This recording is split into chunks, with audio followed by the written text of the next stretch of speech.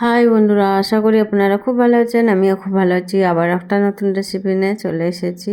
আজকে আমি বানাবো ডিমের চপ। ভিডিওটা পুরো দেখবেন। এখানে আমি 4টে ডিম নিয়ে নিয়েছি, খোসাটা ছাড়িয়ে নিয়েছি, সিদ্ধ ডিম। ডিমটা প্রথমেই আমি গ্রেটার দিয়ে গ্রেট করে নেব।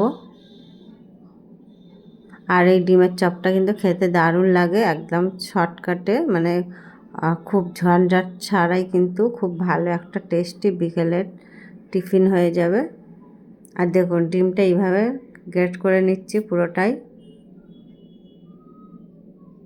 এবার এর মধ্যে দিয়ে দেবো একটা পেঁয়াজ কুচি, আর একটু ধনেপাতা কুচি, আর কাঁচা লঙ্কা,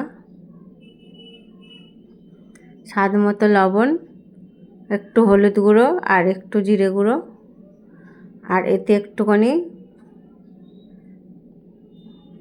আদা কুচি, একটু আদা গ্রেট করে দেবো, আর একটু রসুন গ্রেট করে দেবো অল্প অল্প করে।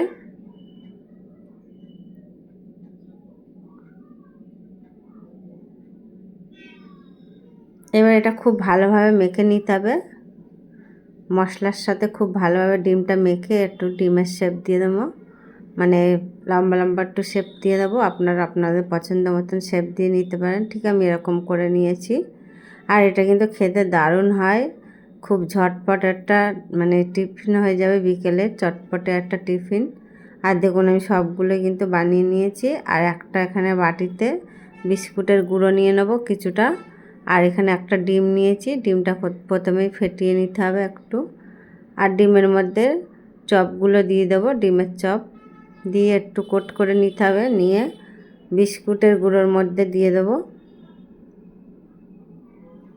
বিস্কুটের গুঁড়োর মধ্যে দিয়ে খুব ভালোভাবে বিস্কুটগুলো লাগিয়ে নিতে হবে গায়ে। আবারও আমি আর একবার দিয়ে দেবো ডিমের মধ্যে, দিয়ে আবারও এক কোট দিয়ে দিতে হবে। এতে 2 কোট দিলে ডিমের গায়ে বেশ কোটটা ভালো হবে, আর মুচমুচে করে ভাজাও হবে। একইভাবে সবগুলোই আমি কিন্তু এইভাবে বানিয়ে নেব। এইভাবেই সেমভাবেই সবগুলো কিন্তু ডিমের চপগুলো বানিয়ে নেব। আর দেখুন সব চপগুলো কিন্তু বানানো হয়ে গেছে। আমি একটা প্লেটে রাখছি দেখুন। আর কড়াইতে তেল বসিয়ে দিয়েছি, তেলটা কিন্তু গরম হয়ে গেছে। এবার ডিমের চপগুলো সব মানে দিয়ে দেবো তেলের ওপরে। চপগুলো খুব ভালোভাবে উল্টে পাল্টে ভেজে নিতে হবে, একটা কালার আসা পর্যন্ত ভেজে নিতে হবে। আর এই চপটা কিন্তু খেতে দারুণ লাগে, একবার আপনারা বাড়িতে বানান, বানিয়ে খেয়ে দেখুন। আশা করি আপনাদের খুব ভালো লাগবে। আর দেখুন চপগুলোও কিন্তু ভাজা হয়ে গেছে, একটা প্লেটে তুলে নিচ্ছি।